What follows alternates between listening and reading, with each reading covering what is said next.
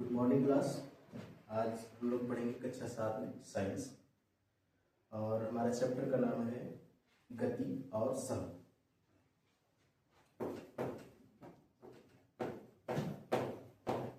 Lesson 12।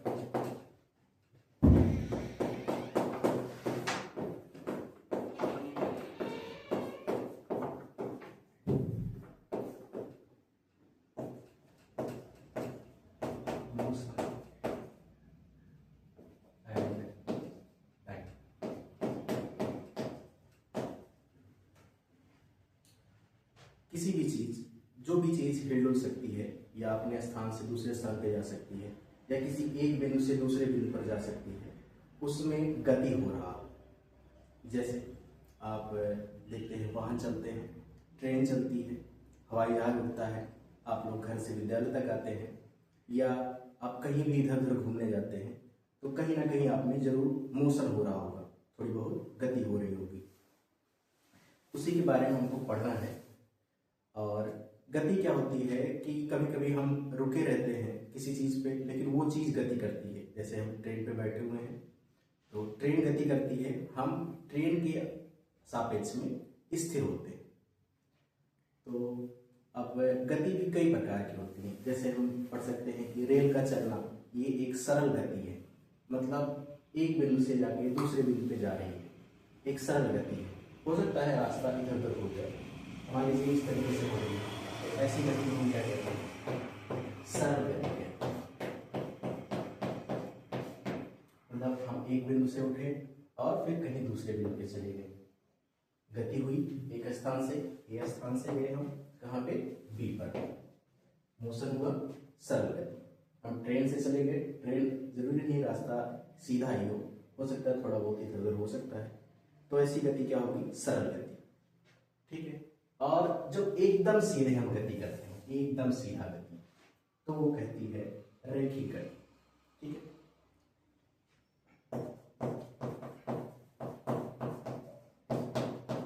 मतलब एक रेखा, एक सीधी रेखा। जैसे कभी किसी पेड़ से कोई फल ऊपर से नीचे गिरता है, जैसे आम का पेड़ है, उस पे से आम का फल गिरा, तो वो कौन सी गति की? पहले वो स्थिर थी, फिर वो गिर गया टूट के, तो वो गति होगी रैखिक गति। ऐसे भी हो सकता है, ऐसे भी हो सकता है गति, ऊपर से नीचे और आगे से पीछे भी हो सकता है। फिर आप देखते होंगे सरल लोलक।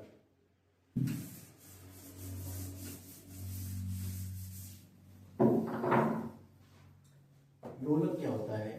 एक किसी धागे में बंधा हुआ एक भारी धातु का बना हुआ एक पिंड होता है। इसको अगर हम थोड़ा सा पीछे ले जाएं, ठीक है, यहां तक ले आते हैं और फिर इसको छोड़ देते हैं, तो ये बिंदु यहां पर स्थिर था, लेकिन जब इसको हम पीछे ले गए, अब क्या हुआ? ये अभी तक स्थिर है जब तक हम इसको छोड़ेंगे नहीं, और जैसे हम छोड़ते हैं इसमें क्या होता है? गति। और ये क्या होगा? एक बार अपने बिंदु पे आएगा, फिर जितनी दूर आई थी उतना दूर फिर जाएगा।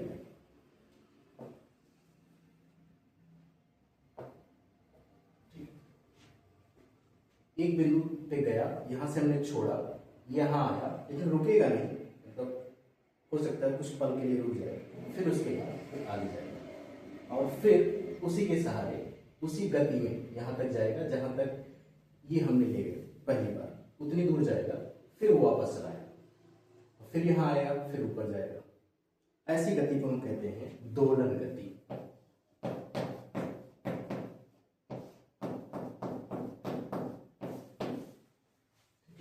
इसको हम लोलक कहते हैं।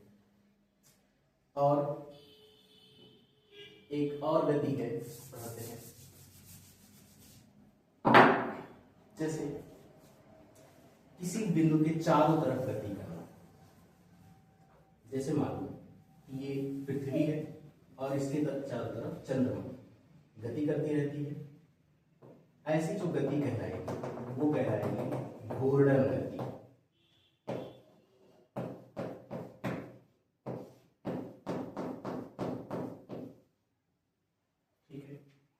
हमने कई प्रकार की गतियां पढ़ ली। पहली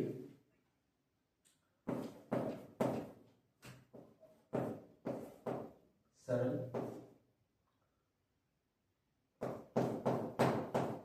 गति।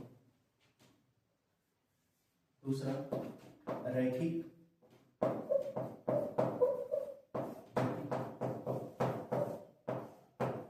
तीसरा दोलन गति। अगला घूर्णन गति।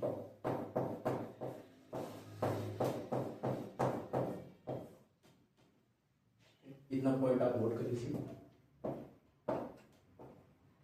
और इसके लिए जो चित्र बनाया गया था उसको भी लिख लीजिएगा, पहले ही बताया जाएगा। ठीक है, इसके बाद हम लोग आते हैं अगले टॉपिक पे, इसीलिए चाल।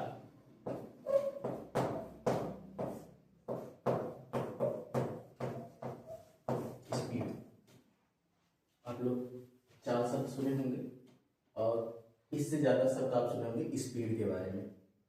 स्पीड क्या होता है? कोई वस्तु की जो गति होती है, मतलब कोई रास्ता है, यहां से एक रास्ता है, अब आप साइकिल लिए हैं या कोई मोटरसाइकिल है या कार है, चाहे जो वाहन है, अब वो कितनी तेज चल रही है, उससे हम क्या निकालते हैं? उसकी गति निकालते हैं। लेकिन ये गति निकालने के लिए हमको दो चीजें चाहिए। एक तो दूरी चाहिए, वो वस्तु कितनी दूरी जा रही है, और दूसरा होगा समय। जब हमारे पास दो चीजें रहेंगी, दूरी और समय, तब हम किसी वस्तु की चाल निकाल पाएंगे। चाल की परिभाषा होती है, हम लिख दे रहे हैं, नोट कर लीजिए।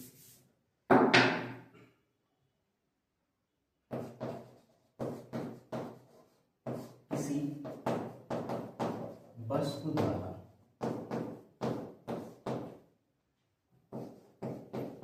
एकांक समय, एकांक समय का अर्थ होता है समय हो जाए एक। एकांक का अर्थ होता है एक। जब समय एक हो, 1 सेकंड हो, 1 मिनट हो या 1 घंटा हो, कुछ भी हो सकता है, बस एक होना चाहिए। एकांक समय में चली गई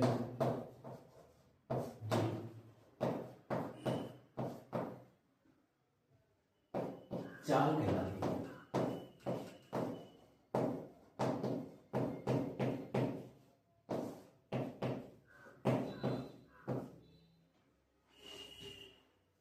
आप लोग वीडियो रोक करके इसको नोट कर लीजिएगा।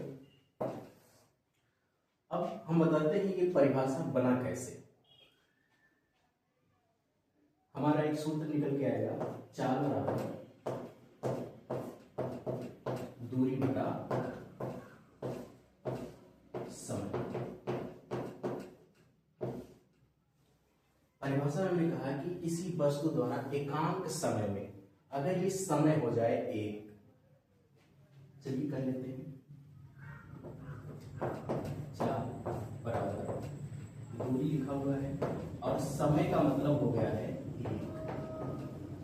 ऐसे में अगर किसी का बटा एक होगा, एक से किसी संख्या में भाग दिया जाएगा तो वही संख्या प्राप्त होगी। इसका मतलब जो दूरी रहेगा, दूरी वही रहेगी। तो हमारा क्या हो गया? चाल बराबर आ गया दूरी।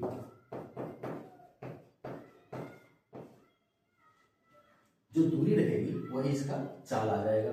ठीक है, किसी वस्तु का एकांक समय में चली गई दूरी। अब अगर समय एक हो जाए तो वो जितनी दूरी चलेगा वही उसका चाल हो जाएगा। इस तरीके से आपकी एक परिभाषा निकल के चाल आप नोट करेंगे यहां तक। चाल, इसको नोट करके रख लीजिएगा। आप लोगों को पक्षांतर भी आता होगा, तो हम इसी के साथ एक फार्मूला और बता दे रहे हैं। आप चाल तो निकाल सकते हैं। कभी ऐसा हो कि चाल आपको दिया हो, समय आपको दिया हो, दूरी ज्ञात करना हो, इसके लिए फार्मूला हम बता दे रहे हैं अभी इसी टाइम। दूरी बराबर होता है, अगर हम दूरी को एक ही तरफ रखें तो आप जानते हैं कि पक्षांतर के नियम अनुसार या तिरछा गुणा कर सकते हैं। समय का एक तरफ भाग हो रहा है तो दूसरी तरफ क्या हो जाएगा, गुणा। तो चाल की तरफ समय का क्या हो जाएगा, गुणा।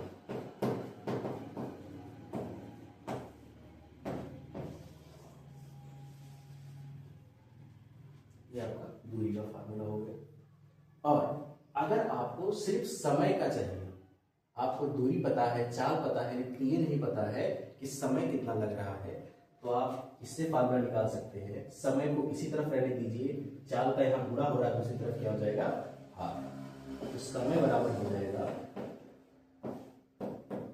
दूरी बटे चाल। ये फार्मूला इस परिभाषा के साथ और ये नोट्स करके लिख लीजिएगा, जरूरी चीजें।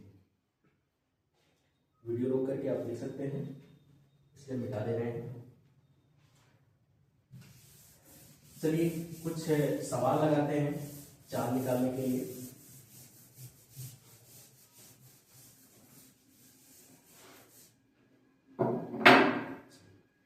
अगर कहीं लिखा हुआ है, जैसे आपके बुक में एक सवाल दिया गया है, यदि कोई गतिमान वस्तु 60 किलोमीटर की दूरी 4 घंटे में तय करता है, कितनी दूरी, जो दूरी हो गई वो हो गई 60 किलोमीटर। 60 किलोमीटर की दूरी 4 घंटे में तय करता है। समय कितना हो गया, समय बराबर हो गया 4 घंटा। पूछ रहा है कि उस वस्तु की चाल ज्ञात कीजिए। तो अभी हमने चाल का फार्मूला पढ़ा था, चाल बराबर होता है दूरी बटा समय। अब दूरी के स्थान पे 60 किलोमीटर और समय के स्थान पे 4 घंटा रख देते हैं, इसी को बराबर कर लेते हैं। दूरी के स्थान पे हम लिख देंगे 60 किलोमीटर बटे समय के स्थान पे लिए 4 घंटा। चलिए 4 से हम 60 काट सकते हैं, 4 एकम 4 और 4 एकम 4, 4 पच्चे 20 आ गया। एक से कोई मतलब ही नहीं है, हमको मिल गया 15। लेकिन ये तो अभी नहीं कटा, किलोमीटर बटे घंटा। अब किलोमीटर जो बटा लिखा है इसी को हम प्रति बना देते हैं, एक तिरछी लाइन खींच करके, तो हो जाएगा किलोमीटर प्रति घंटा। आप चाल निकाल सकते हैं इस तरीके से। चाल का फार्मूला लगाइए और दूरी और समय दिया गया है, तो आपने दूरी का फार्मूला, दूरी जितना दिया गया था उसको हमने लिख दिया और जितना समय कहा गया था उतना हमने समय लिख दिया। जो संख्याएं थी वो कट गई, आ गया 4 से 60 काट दिया, 15 आ गया और किलोमीटर प्रति घंटा हमने लिख दिया। ये अभी कटा नहीं था। और जो यही चीज है किलोमीटर प्रति घंटा, इसी को हम कहते हैं मात्रक। ठीक, चाल का जो मात्रक होगा वो किलोमीटर प्रति घंटा होगा। हो सकता है कि किलोमीटर को मीटर में भी कर सकते हैं और इस घंटे को हम मिनट में भी कर सकते हैं या फिर सेकंड में भी कर सकते हैं। तो चाल के मात्रक भी हो जाएंगे, मात्रक भी लिए गए हैं।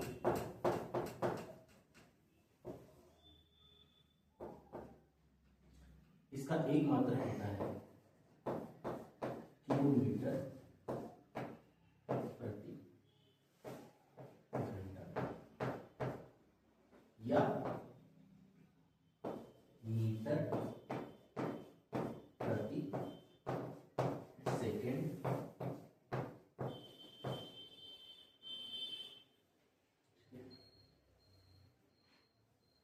इन दोनों में से कोई एक मात्रक आपका होगा ही।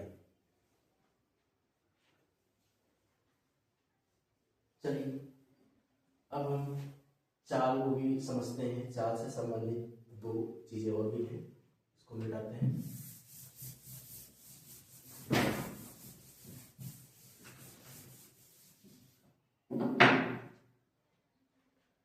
कभी कभी क्या होता है कि कुछ चीजें एक ही चाल से चलती रहती है, मतलब उनका चाल जो है हमेशा समान रहता है। कभी कभी कुछ चीजें ऐसी होती हैं कि जहां पर चाल कभी तेज होता है, कभी स्लो हो जाता है, कभी स्पीड में होते हैं, कभी स्लो स्पीड में होते हैं। ऐसे में हम ये मान सकते हैं कि जब एक समान गति हो रही होगी तो उसे कहेंगे समान गति, और दूसरा असमान गति।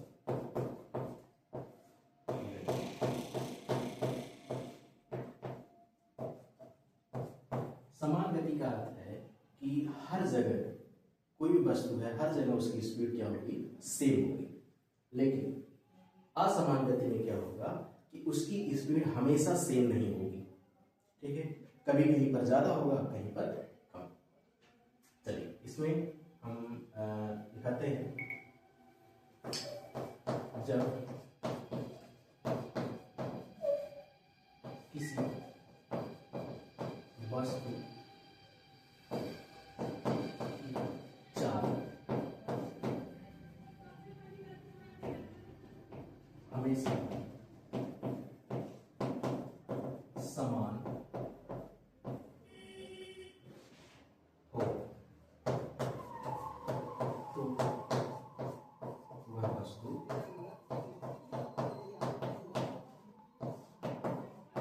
समान गति कर रही है।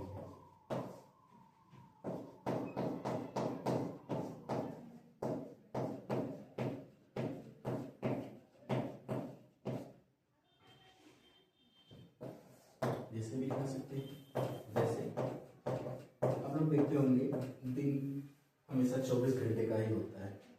तो दिन क्यों होता है? पृथ्वी अपने धुरी पर चक्कर लगाती है और वो जितने टाइम में लगाती है उसकी गति जो है हमेशा समान रहती है। वो जिस चाल से चलती है हमेशा समान रहता है। तो हम कह सकते हैं कि पृथ्वी की जो है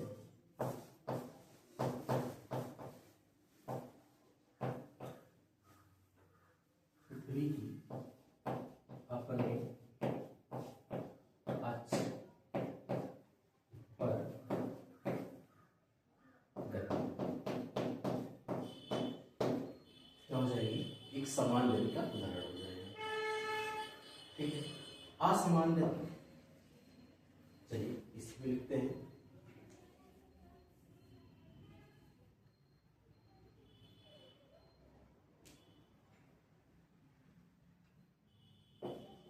जब कोई वस्तु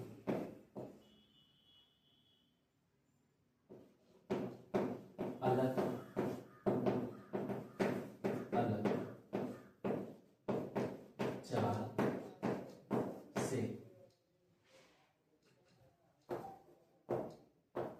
चलती है तो वह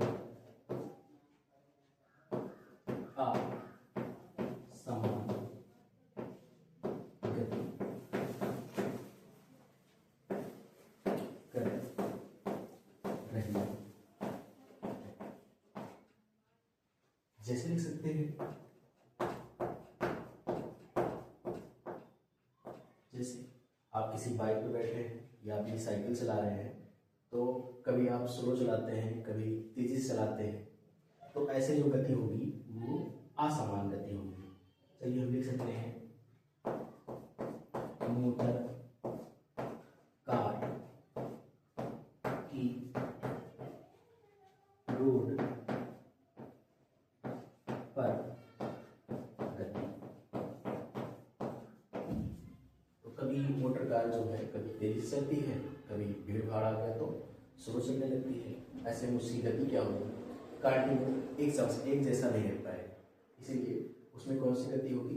असमान गति हो जाएगी। चलिए इसको नोट कर लीजिए।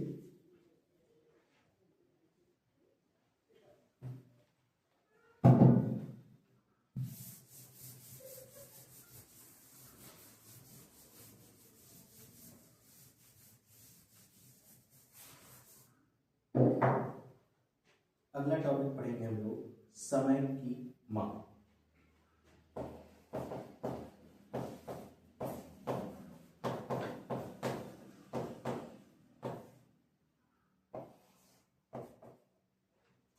समय को हम कैसे मापते हैं? अभी हमारे पास घड़ी है, मोबाइल है और बहुत सारी चीज़ें हैं जिससे हम समय को देख सकते हैं या पता कर सकते हैं। लेकिन आप एक अनुमान लगाइए कि अगर आप 200 साल पहले आ गए या 300 साल पहले आ गए तो आप कैसे अनुमान लगाएंगे कि कितना टाइम हो रहा है, कितना बज रहा है। तो ऐसे में लोग क्या करते थे, समय को नापते थे सूर्य गति से।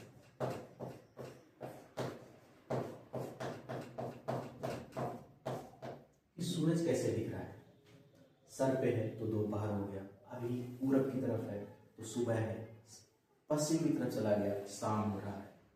और सूरज की जो गर्मी है उससे भी अनुमान लगा सकते थे कि बहुत तेज़ी से गर्मी हो रही है, मतलब सुबह का ही मतलब दोपहर के बाद का ही समय है, या हल्की फुल्की गर्मी लग रही है मतलब सुबह का ही टाइम है। इस तरीके से हम समय को मापते थे पहले के समय। फिर धीरे धीरे समय बदला और आज हमारे पास समय को नापने के लिए घड़ियाँ बन चुकी हैं। आप मोबाइल सब कर सकते हैं या आप दीवार घड़ी वगैरह है, सब हाथ में घड़ी पहनते हैं, डिजिटल घड़ी पहनते हैं। तो चलिए आगे बढ़ते हैं। समय का मापन हम इस समय आधुनिक समय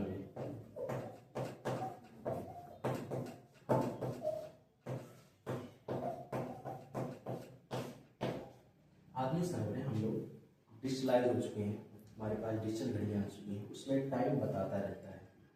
लेकिन थोड़ा सा पहले जाएंगे तो उसमें आप देखते हैं आपकी जो दीवार घड़ी है, इसमें सुई एक 3 सुई होती है, एक छोटी सुई, एक थोड़ी सी मझली सुई और एक पतली वाली सुई, बड़ी सुई होती है। आप इस घड़ी में देखेंगे तो जो छोटी वाली सुई है वो घंटा बताती है और मझली सुई मिनट बताती है और जो पतली वाली सुई है ये आपका सेकंड बताती है। इस तरीके से घड़ी से हम समय निकाल लेते थे। और घड़ी क्या होती है, ऐसे रिपीट करके चलती रहती है, 12 बजे फिर 12 बजेगी, फिर 1 से होते हुए फिर 12 बजेगी, मतलब वो ऐसे आवर्त में चलती रहती है। मतलब एक बार 12 बजेगा, फिर 12 घंटे बाद फिर 12 बजेगा, मतलब एक आवर्त में आती रहती है। तो ऐसे गति को हम आवर्ती गति भी कहते हैं।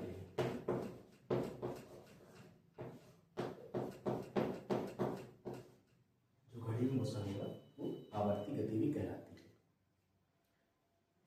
चलिए आपका इसके बाद क्रियाकलाप दिया गया है जो हमने अभी आपको बताया था, दोलन गति। अब दोलन गति में एक चीज छोड़ दिया गया, इसको आगे बढ़ाते हैं। मतलब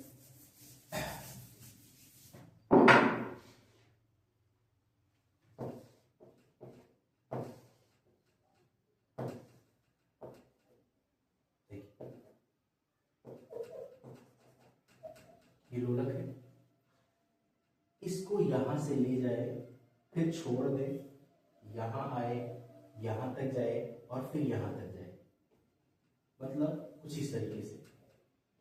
एक बार यहां गई, फिर यहां से होते हुए यहां आई और फिर होते हुए यहां पर आई, मतलब यहीं से फिर यहीं पर आ गई। इसमें जितना समय लगा यही इसका कहलाएगा आवर्त काल। मतलब आवर्त काल क्या होता है कि जितने टाइम में वो फिर से रिपीट करती है वही चीज, यहां से शुरू हुआ फिर गया फिर वहीं पर आ गया, एक आवर्त पूरा हो गया, यही समय कहलाएगा। जितना टाइम लगेगा इसी में एक बार करने में, वही उसका क्या कहलाएगा, आवर्त काल। मतलब एक चक्कर जो लगाएगी जितना टाइम लगेगा, एक बार गई फिर यहां तक गई फिर वहीं पर आ गई, तो यही जो टाइम लगेगा यही कहलाएगा आवर्त काल। यहाँ विद्यालय में आएंगे उसके बाद आप लोगों को ये लोलक दिखा दिया जाएगा। चलिए समय का मात्रक हमने आपको बता ही दिया था, नहीं चाल का मात्रक हमने बताया था, हम समय की मात्रक बताते हैं। समय का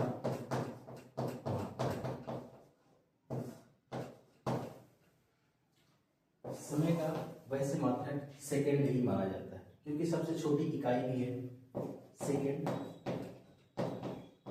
लेकिन हम समय को सेकेंड के साथ साथ मिनट में भी और घंटे में भी दर्शा सकते हैं। तो हमारे पास समय के 3 मापक हैं, सेकेंड, मिनट और घंटा। सबसे छोटा मापक है सेकेंड, उससे बड़ा मिनट, मतलब 1 मिनट में होता है 60 सेकेंड, और मिनट से भी बड़ा है घंटा, और 1 घंटे में होता है 60 मिनट। वहां पर आपको पता ही है। इसके बाद हम दूरी पर आते हैं, जिसका फार्मूला हमने पहले बताया था आपको, और फिर इसके बाद हमें बनाना है चार्ट, जो कि आपके चार्ट ग्राफ पे ही बनेगा।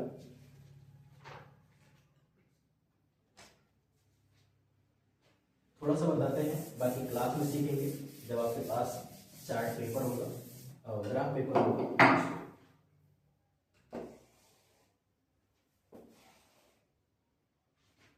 ठीक है, एक्स और वाई एक्सिस है।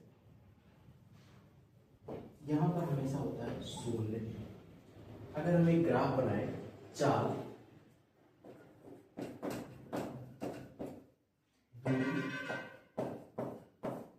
और समय,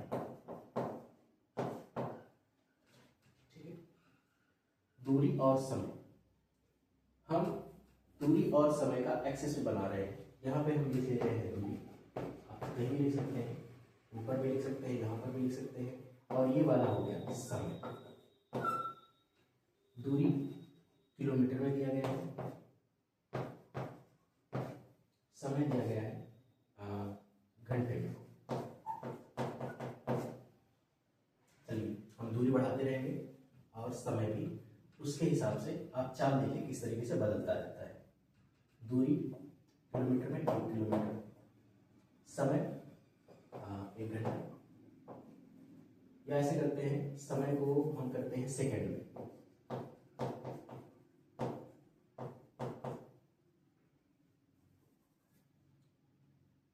अब हम करते हैं दूरी 1 किलोमीटर और समय हुआ 10 सेकेंड। 2 किलोमीटर, समय हुआ 20 सेकेंड।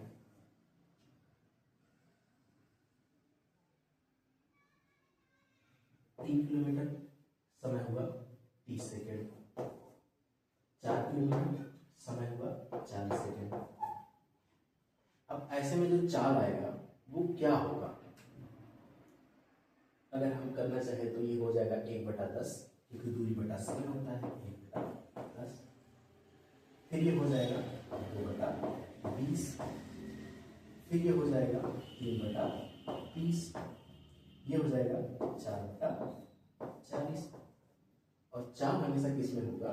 दूरी आपका दिया गया किलोमीटर में और समय दिया गया है सेकंड में, तो चाल आएगा किलोमीटर प्रति सेकंड। ये चाल है। अब अगर हम इसको हल करेंगे, इसको भी हल करेंगे, इसको भी हल करेंगे, तो हमारा चाल हमेशा क्या जाएगा? समान आएगा, क्योंकि 2 × 2 2 × 20।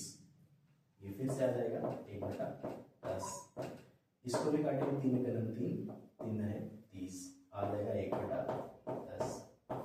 इसको भी 4 × 4 4 × 40 1/10। मतलब ये सारा चाल क्या होता है? समान है। देखिए ग्राफ कैसे बनता है। यहाँ दूरी 1 करके है, तो दूरी 1, यहाँ 2 किलोमीटर, यहाँ 3 किलोमीटर और यहाँ 4 किलोमीटर।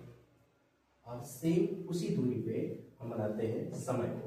यहाँ 0, यहाँ पर 10 सेकेंड हो गया, यहाँ पर 20 सेकेंड हो गया, यहाँ पर 30 सेकेंड हो गया, यहाँ पर 40 सेकेंड हो गया। अब जैसे ही हम आगे चलते हैं, अब देखिए यहाँ पर दूरी 1 किलोमीटर, समय 10 सेकेंड। इसको डॉट डॉट करके मिलाएंगे जब, ये इस बिंदु पे आकर के मिल जाएगा। अब अगला दूरी 2 किलोमीटर और समय 20 सेकेंड। जैसे इसको मिलाएंगे आपको एक बिंदु मिलेगा 3 किलोमीटर और 30 सेकंड।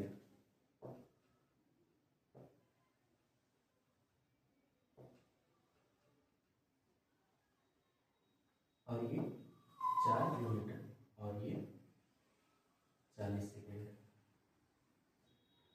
आप जब ग्राफ पेपर बनाएंगे पटरी और प्रकार की मदद से, तो ये क्या निकल के आएगा, यहाँ से अगर हम एक सीधी लाइन खींचे जहाँ जहाँ मिल रहे हैं आपको, तो ये एक सीधी रेखा बनेगी।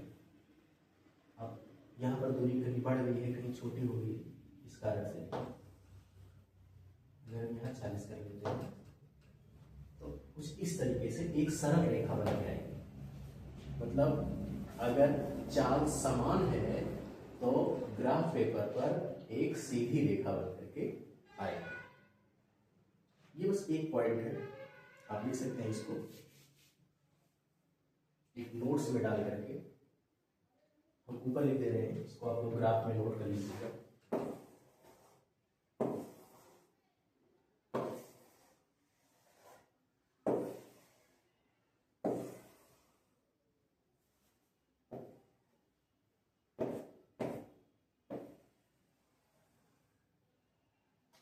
दूरी किलोमीटर में समय सेकेंड।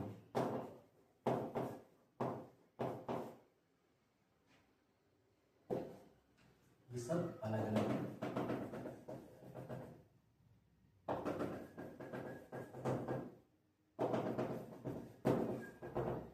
और ये ही आपके प्रोजेक्ट कार्य में भी रहेगा। आप प्रैक्टिकल फाइल में इसको बनाएंगे, ये चार्ट बनाएंगे और ये बनाएंगे। और उद्देश्य जो आपको लिखना है वो यहाँ ऊपर लिख दे रहे हैं।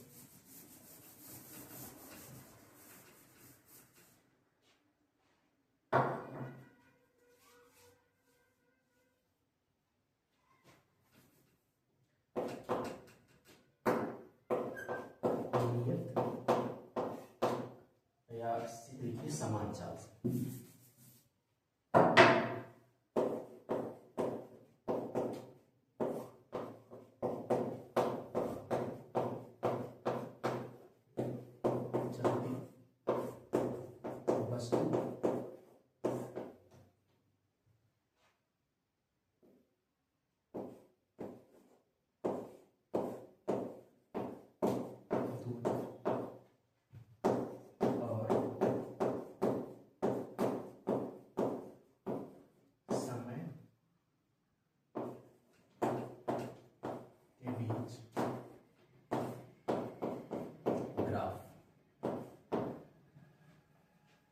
ये आप लोग अपने फेयर कॉपी भी लिखिएगा और प्रैक्टिकल के लिए फिर से अलग से लिखा दिया जाएगा इसको।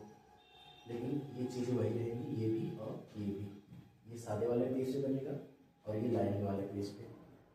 ठीक, आप इसको नोट कर लीजिएगा। तो अब आपके चैप्टर पे कुछ नहीं बचा हुआ है। आप लोग ग्राफ पेपर ले आएंगे तो फिर क्लास में थोड़ा बहुत बता दिया जाएगा। और कल हम लोग, या आप कहेंगे तो हम इसका जो है, जो आपका क्वेश्चन आंसर है उसको लिख करके PDF बना करके ग्रुप में डाल दिया जाएगा। तो आप लोग वहाँ से क्वेश्चन आंसर नोट कर लीजिएगा। बाकी जो चीज़ें नहीं समझ में आएगी आप लोग कहीं पर नोट किए रहिएगा, जब विद्यालय चलेगा उसी टाइम उसको क्लियर कर दिया जाएगा। ठीक है।